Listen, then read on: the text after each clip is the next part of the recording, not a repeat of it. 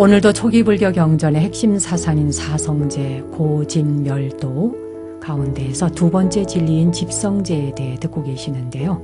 지난주에 이어 계속 경청해 보시죠.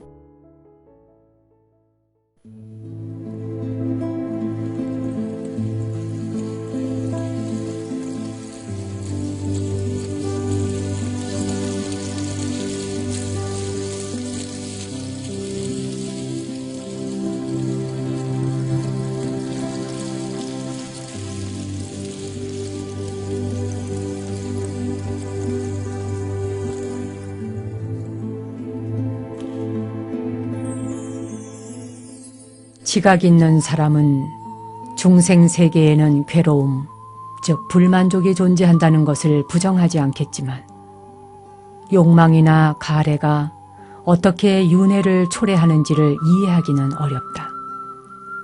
이것을 이해하기 위해서는 불교의 두 가지 중요한 가르침인 업과 윤회를 이해해야 한다. 만약 우리의 현재의 태어남이 시작이고 우리의 죽음이 이 생의 끝이라면 괴로움의 문제에 대해서는 걱정할 필요도 없고 이해하려고 노력할 필요도 없을 것이다. 옳고 그름을 판단해주는 우주 내의 도덕적 질서는 우리들에게 중요하지 않을 것이다. 이 짧은 생애 동안 어떻게 해서라도 즐기고 괴로움을 피하는 것이 현명한 일이 될 것이다. 그러나 이 견해로는 인간의 불평등을 설명할 수 없다. 일반적으로 인간은 도덕적인 인과관계를 의식하고 있다. 그래서 이 문제의 원인을 찾을 필요를 느끼는 것이다. 빨리어인 까르마. 업이라고 하는 이 까르마는 문자 그대로는 활동이나 행위를 의미한다. 그러나 모든 행위가 업으로 간주되는 것은 아니다. 예를 들면 머리카락과 손톱의 성장, 음식의 소화도 일종의 활동이지만 이것은 업이라고 말하진 않는다. 반사작용도 업이 아니라 도덕적인 중요성이 없는 활동에 불과하다. 비구들아, 의지작용이 업이다. 이것이 붓다가 내린 업의 정의이다. 의지작용은 뭔가를 하고자 하는 의지적인 힘에서 일어나는 심리적인 충동인 마음의 한 요소인 것이다. 그래서 의지작용은 개인을 형성하는 오온의 일부가 된다. 업은 행위 또는 씨앗인 것이다. 그래서 업의 결과 내지 결실을 업보라고 하는 것이다. 인간은 의지를 가지고 행동하고 말하고 생각한다. 이 의지작용들은 선하거나 악하며 그 결과에 따라 행위는 선하거나 선하지 않거나 그 중간이 되거나 할 것이다. 작용과 반작용, 원인과 결과, 씨앗과 열매의 끊임없는 활동은 끝없는 운동 속에서 계속되는 것이다. 그리고 이것이 존재의 육체적 정신적 현상이 갖는 지속적인 변화 과정을 형성하는데 이것이 바로 윤회인 것이다. 업이 의지, 힘이라고 하는 것은 확실하다. 그리고 이 힘은 감각적 즐거움에 대한 욕망, 존재에 대한 욕망, 비존재에 대한 욕망 등 세 가지로 분류된다. 인간은 의지를 가지고 몸과 말과 생각을 통해 행위하는 것이다. 그리고 그 행위는 반작용을 가져온다. 그래서 욕망이 행위를 낳고 행위는 결과를 낳는 것이다. 그 결과는 다시 새로운 욕망과 갈애를 낳는다.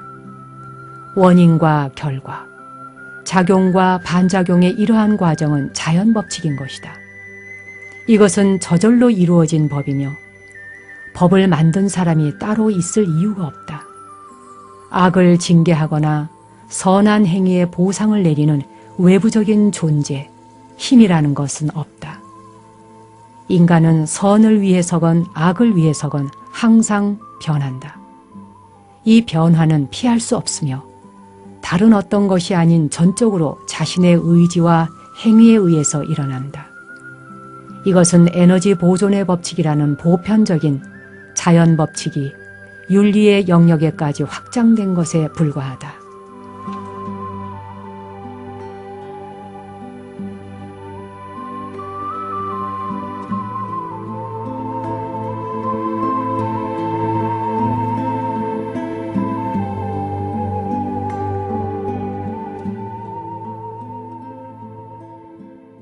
오늘 들으신 내용 이해하지 못할 거 없지요. 지각이 있는 사람은 중생세계에는 괴로움, 즉 불만족이 존재한다 하는 것을 부정하지 않지만 욕망이나 갈망하는 것, 갈애라고 하죠. 욕망이나 갈애가 어떻게 윤회를 초래하는지를 이해한다는 건 참 어려운 일이라는 거예요. 이걸 이해하기 위해서는 불교의 두 가지 중요한 가르침인 업과 윤회에 대해서 바르게 이해해야 한다. 오늘 그 부분에 대해서 들어보셨는데요. 그렇죠. 우리가 이 생에 태어나서 태어나는 것이 시작이고 죽으면 끝이야. 이렇게 생각한다면 굳이 괴로움의 문제에 대해서 걱정할 거 있겠느냐. 또 괴로움이 무엇인지에 대해서 이해하려고 할 게 있겠느냐. 한번 살아보고 죽으면 끝나는데 이 괴로움도 죽음을 통해서 끝나겠지 이렇게 생각한다면 살인이라든지 성폭행이라든지 인간 세상에서 있어서는 안 될 도덕적, 윤리적 모든 죄업들에 대한 것들이 당연시 되겠죠.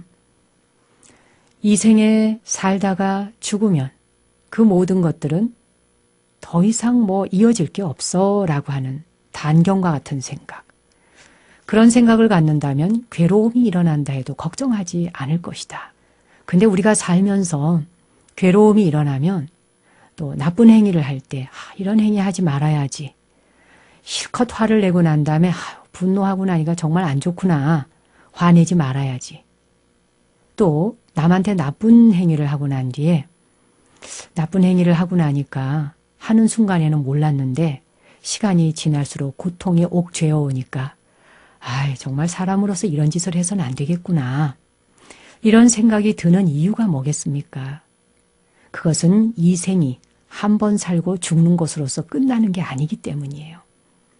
알게 모르게 은연중에 우리가 인과의 법칙을 자연스럽게 온몸이 기억하고 있는 거예요. 모든 인간들의 DNA 안에는 우리가 의식하지 못하는 사이 선한 행위를 하면 그것의 결과가 선하게 나타나고 악한 행위를 하게 되면 그 결과가 악의 열매를 맺는다 하는 것을 배우건 배우지 않건 자연스럽게 이 몸이 우리의 기억이 알고 있는 것이죠. 근데 이 업이라고 하는 것, 그것은 문자 그대로 활동이나 행위를 의미한다. 그런 이야기가 있었죠. 모든 행위가 업으로 간주되는 건 아니다.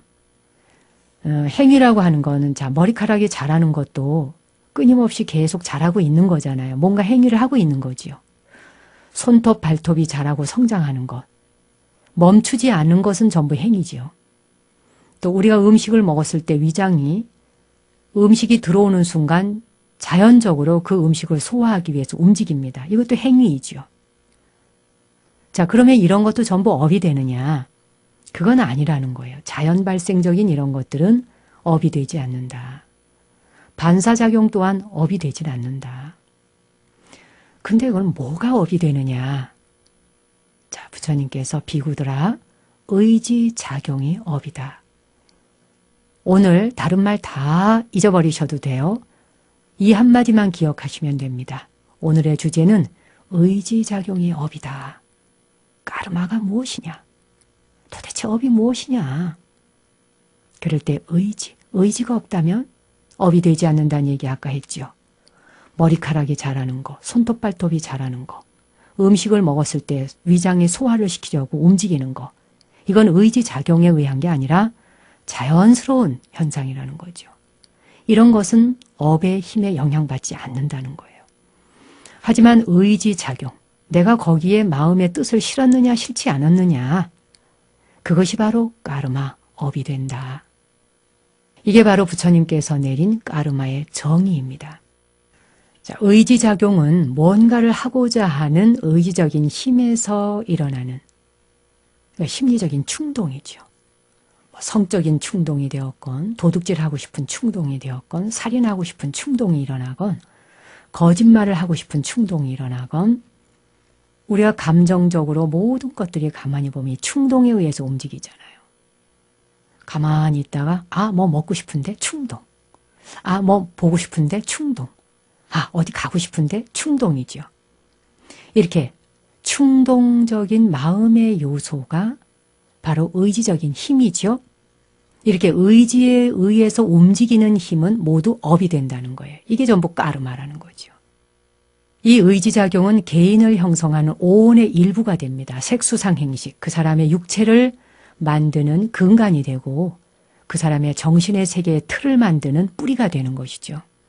오온은 물질과 정신세계죠. 색은 물질이고 수상행식은 정신적 작용이지 않습니까?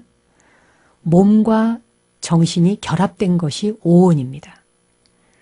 근데 바로 이렇게 개개인을 형성하는 오온의 일부가 되는 것은 그 사람의 의지작용 때문이라는 거예요.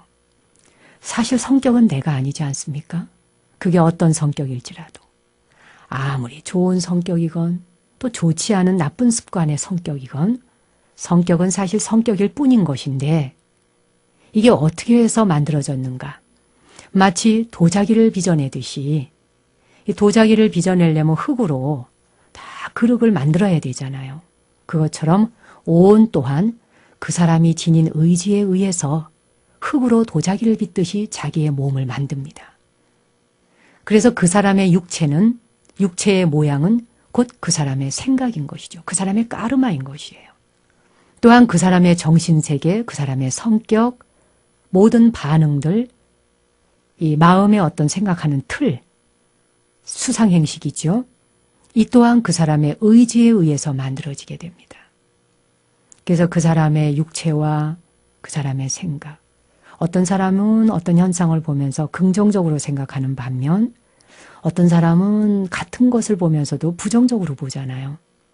또 어떤 사람은 무엇인가를 믿어. 또 어떤 사람은 일단 의심부터 하고 본다든지. 이 모든 것들이 좋고 나쁜 것이 아니라 각자 자기의 의지작용에 의해서 그렇게 틀을 만들어가게 되는 거죠. 자, 그래서 업은 행위 또는 씨앗이다라고 했어요. 업의 결과 내지 그 결실을 업보라고 하는데 당연히 씨앗을 뿌려놓으면 거기에 대한 결과, 결실이 뒤따르죠. 열매를 맺게 되는 거예요. 사과 씨앗을 심으면 사과 열매를 맺고 망고 씨앗을 심으면 망고 열매를 맺고 우리나라 속담에서는 콩 심은 데 콩 나고 팥 심은 데 팥 난다. 이게 바로 업보, 결실인 것이죠. 인간은 이렇게 의지를 가지고 행동을 하고 의지를 가지고 말하고 의지를 가지고 생각을 합니다. 이 의지작용들은 선하거나 악하거나 각각의 결과에 따라서 그 행위들은 선하든지 선하지 않든지 또는 중간이든지 무기라고 하죠. 불가에서는 무기. 이 무기의 상태에 있는 것은 언젠가는 이쪽 아니면 저쪽으로 가기 위한 중간, 중턱에 걸쳐져 있는 상태예요. 누가 뭐 물었을 때 이거 어때? 잘 모르겠는데 뭐 좋지도 않고 나쁘지도 않아. 너 이거 어떻게 생각해? 뭐 싫지도 않고 나쁘지도 않아. 자, 이런 건 전부 무기 상태잖아요. 무기의 상태에 있는 것들은 좋은 쪽도 나쁜 것도 흑백이 분명한 것이 아닌 경우. 이것은 아직 대기 상태에 있는 거예요. 대기. 중도가 아니라 올바른 정견이 아니라 중간 대기 상태죠. 이쪽 눈치를 조금 보고 저쪽 눈치를 조금 봐서 뭐 상황 따라 내가 좋아하는 사람이 좋다는 곳으로 쏠리기도 하고 내가 싫어하는 사람의 어떤 그 생각을 저항하기도 하고 내가 좋아하던 것인데 평소에 내가 너무 좋아했던 것인데 내가 너무 마음에 들어하지 않는 사람이 그걸 좋아해요. 그럼 갑자기 그게 싫어지죠. 이렇게 중간 과정에 있는 것들은 상황 따라 변질되는 것입니다. 자, 이 작용과 반작용, 어떻게 작용이 반작용을 일으키고 원인에 의해서 결과가 일어나고 씨앗이 열매를 맺게 하는지를 이해하기 위해서 뭐 과학적인 지식이 꼭 동원돼야 되는 건 아니잖아요. 우리가 살면서 뭐 늘상 보고 알고 있는 거 아니겠습니까? 하지만 업의 힘, 즉 의지적인 행위가 어떻게 이 몸이 사라지고 난 뒤에도 또 다른 탄생의 결과를 가져오는지 이거는 정말 파악하기 어렵습니다. 이건 과학적으로도 증명하기 어렵죠. 불교에서는 사람이 죽은 후나 태어나기 전에 독립된 의지적인 행위, 즉 업은 없다고 봅니다. 업과 윤회는 서로 맞물려 있거든요. 업은 윤회를 낳고 윤회는 업을 낳죠. 근데 여기서 불교의 업 이론은 운명론이 아니라는 것, 여러분도 아시죠? 그건 인간의 행위가 자유로운 것이 아니라 인간의 의지를 넘어서 작용하는 외부적인 힘 또는 신에 의해서 결정된다고 하는 그런 교의는 없다는 거예요. 부처님은 모든 것은 변경할 수 없게 고정되어 있다든지 불가피한 필연성에 의해서 모든 것이 일어난다는 엄격한 결정론도 인정하지 않았을 뿐만 아니라 또 완전한 비결정론도 지지하지 않아요. 이 불교 사상에는 지옥이나 극락에서 영원히 살아가는 존재는 없다는 말입니다. 결정론이라는 건, 운명론이라는 건 뭡니까? 잘못을 저지른 사람은 지옥에서 살아야 된다는 거잖아요. 그게 영원히 지옥에서 살 턱은 없다는 거예요. 그리고 선한 행위를 한 사람은 극락에 간다, 극락세계를 맛본다 하는데 영원히 극락에 살 수 있는 것도 아니라는 거예요. 그래서 불교는 결정적인 운명론을 지지하지도 않고 그렇다고 비결정론도 지지하지 않아요. 이건 무슨 말이냐? 잘못한 행위에 대한 결과는 그만큼의 고통이 뒤따르는 지옥세계와 같은 고통을 경험해야 한다는 것이죠. 또한 선한 행위를 했는 것에 대한 뒤끝은 선업의 선덕, 선행위를 받게 된다는 거죠. 그러니 이것은 결정적이다, 비결정적이다, 두 가지다 말할 수 없죠. 그저 인과의 법칙이란 독립된 의지적인 행위에 의해서가 아니라 그렇게 돌고 도는 것이죠. 태어남은 죽음으로 향해 가고 또한 죽음은 태어남을 향해 나아갑니다. 그래서 태어남과 죽음은 당혹스러운 순환을 끝없이 계속하지 않습니까? 더욱이 영혼, 자아 또는 이 생에서 저 생으로 이동하는 고정된 실체도 없어요. 자, 이렇게 고정된 실체는 없다. 그래서 무아사상이지 않습니까? 영혼이다, 자아다 하는 것은 없다. 비록 인간이 정신과 물질로 이루어진 정신적 육체적인 단위로 구성이 되어 있다 할지라도, 즉 색수상행식이라고 하는 오류로 구성되어 있다 할지라도 이 정신이라고 하는 것이 뭔가 이미 만들어져 있는 영원한 실체라는 의미에서의 영혼이라든지 자아는 아니라는 거예요. 아주 굉장히 중요한 내용입니다.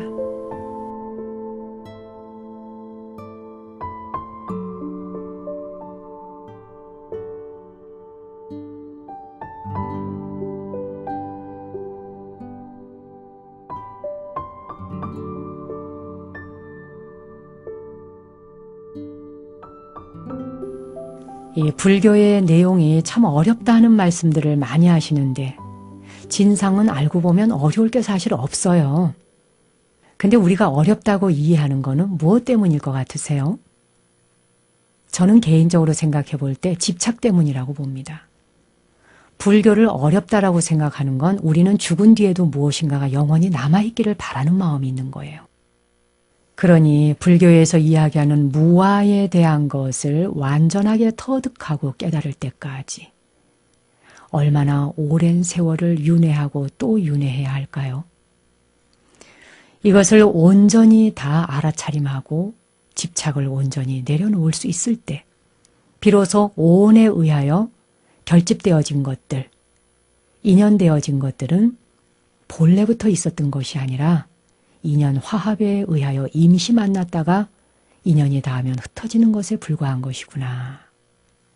그걸 깨달을 때 비로소 붓다와 같은 완전한 해탈자, 깨달음을 터득하게 되겠죠.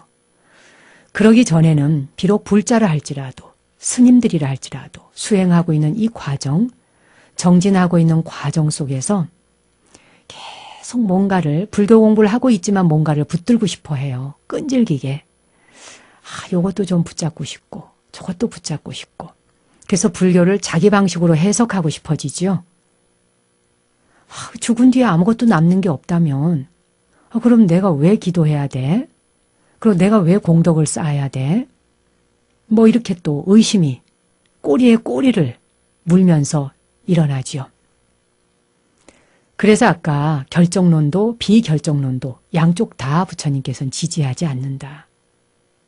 인연화합에 의하여 조합되어진 오온에 의해서 각각의 개인적 의지에 의하여 생각하고 말하고 행동하는 것이 업을 만든다.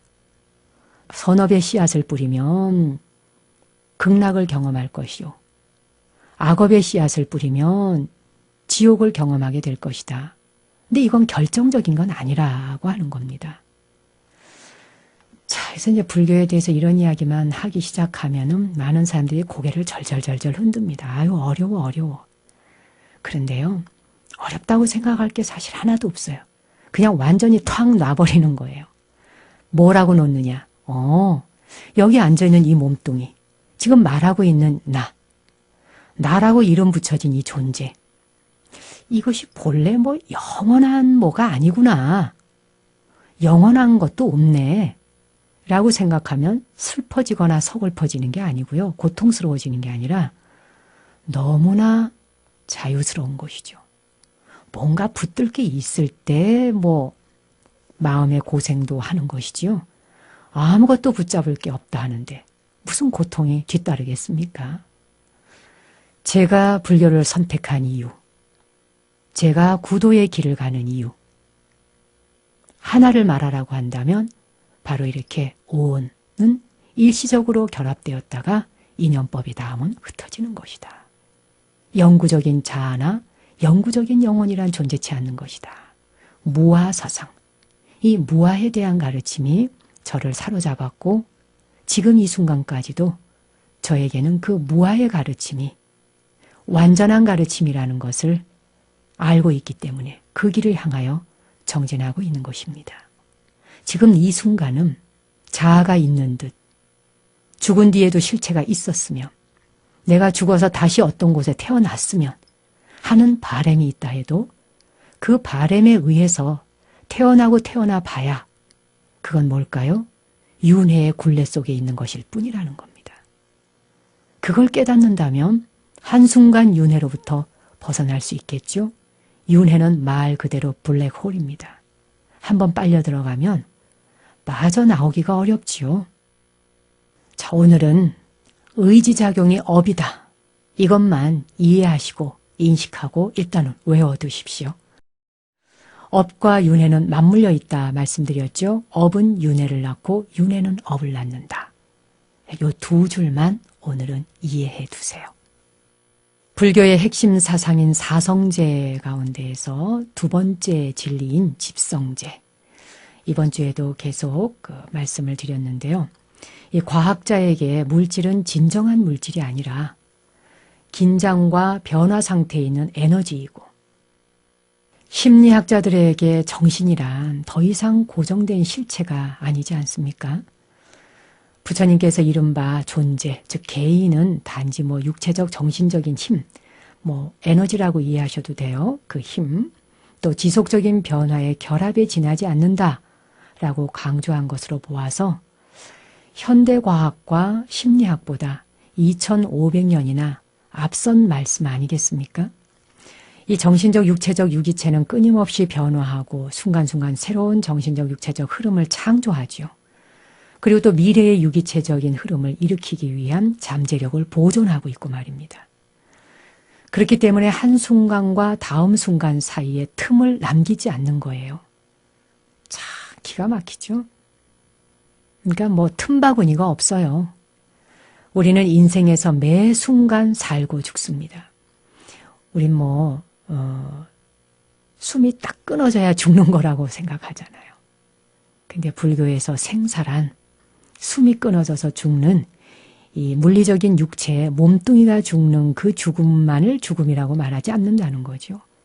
한순간도 멈추지 않고 흐르는 의식작용, 틈을 주지 않는 그 의식작용, 그 의식작용에 의해서 매 순간 살고 매 순간 죽어요. 생각에 의해서 금방 죽었다가 살았다가 죽었다가 살았다가 거듭하고 있죠. 이건 마치 일어났다가 사라지는 파도처럼 단순히 그저 존재했다가 사라지는 것에 불과하다는 이야기입니다. 자, 이 도리를 터득할 수만 있다면 업으로부터도 벗어나고 윤회로부터도 훌쩍 벗어날 수 있는데 여러분 자신이 생각해 볼 때 가야 할 길이 얼마만큼 남아있는 것 같습니까? 너무나 막연한가요? 그렇지 않습니다. 이 찰나, 이 순간, 이 자리에서 어떤 생각이 일어나도 어떤 감각, 어떤 느낌, 어떤 감정, 무엇이 솟구쳐 일어나더라도 그것은 내 것이 아니며 영원한 것도 아니며 잠시 그저 파도처럼 일어났다 사라지는 것에 불과한 거구나. 얼마나 멋집니까? 그냥 한번 살아보는 거예요. 우리 지금 태어나서 인생살이하고 있는 이 삶 한번 살아보는 거예요. 큰 의미를 부여할 거 없다는 겁니다. 그러니 삶에 대해서 이렇다 저렇다 판단 분별 가져다 붙이지 말고 모든 삶을 유유자적하게 즐기고 논일고 파도 타게 하면서 있는 그대로 경험하라 하는 겁니다.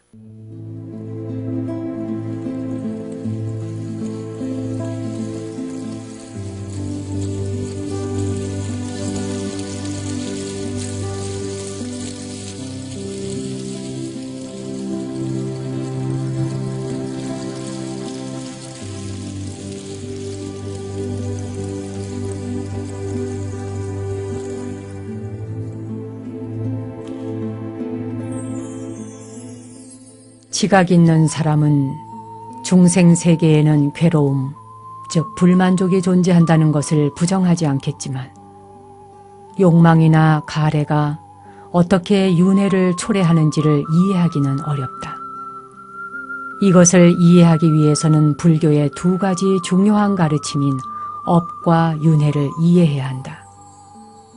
만약 우리의 현재의 태어남이 시작이고 우리의 죽음이 이 생의 끝이라면 괴로움의 문제에 대해서는 걱정할 필요도 없고 이해하려고 노력할 필요도 없을 것이다. 옳고 그름을 판단해주는 우주 내의 도덕적 질서는 우리들에게 중요하지 않을 것이다. 이 짧은 생애 동안 어떻게 해서라도 즐기고 괴로움을 피하는 것이 현명한 일이 될 것이다. 그러나 이 견해로는 인간의 불평등을 설명할 수 없다. 일반적으로 인간은 도덕적인 인과관계를 의식하고 있다. 그래서 이 문제의 원인을 찾을 필요를 느끼는 것이다. 빨리어인 까르마. 업이라고 하는 이 까르마는 문자 그대로는 활동이나 행위를 의미한다. 그러나 모든 행위가 업으로 간주되는 것은 아니다. 예를 들면 머리카락과 손톱의 성장, 음식의 소화도 일종의 활동이지만 이것은 업이라고 말하진 않는다. 반사작용도 업이 아니라 도덕적인 중요성이 없는 활동에 불과하다. 비구들아, 의지작용이 업이다. 이것이 붓다가 내린 업의 정의이다. 의지작용은 뭔가를 하고자 하는 의지적인 힘에서 일어나는 심리적인 충동인 마음의 한 요소인 것이다. 그래서 의지작용은 개인을 형성하는 오온의 일부가 된다. 업은 행위 또는 씨앗인 것이다. 그래서 업의 결과 내지 결실을 업보라고 하는 것이다. 인간은 의지를 가지고 행동하고 말하고 생각한다. 이 의지작용들은 선하거나 악하며 그 결과에 따라 행위는 선하거나 선하지 않거나 그 중간이 되거나 할 것이다. 작용과 반작용, 원인과 결과, 씨앗과 열매의 끊임없는 활동은 끝없는 운동 속에서 계속되는 것이다. 그리고 이것이 존재의 육체적 정신적 현상이 갖는 지속적인 변화 과정을 형성하는데 이것이 바로 윤회인 것이다. 업이 의지, 힘이라고 하는 것은 확실하다. 그리고 이 힘은 감각적 즐거움에 대한 욕망, 존재에 대한 욕망, 비존재에 대한 욕망 등 세 가지로 분류된다. 인간은 의지를 가지고 몸과 말과 생각을 통해 행위하는 것이다. 그리고 그 행위는 반작용을 가져온다. 그래서 욕망이 행위를 낳고 행위는 결과를 낳는 것이다. 그 결과는 다시 새로운 욕망과 갈애를 낳는다. 원인과 결과, 작용과 반작용의 이러한 과정은 자연법칙인 것이다. 이것은 저절로 이루어진 법이며 법을 만든 사람이 따로 있을 이유가 없다. 악을 징계하거나 선한 행위의 보상을 내리는 외부적인 존재, 힘이라는 것은 없다. 인간은 선을 위해서건 악을 위해서건 항상 변한다. 이 변화는 피할 수 없으며 다른 어떤 것이 아닌 전적으로 자신의 의지와 행위에 의해서 일어난다. 이것은 에너지 보존의 법칙이라는 보편적인 자연 법칙이 윤리의 영역에까지 확장된 것에 불과하다.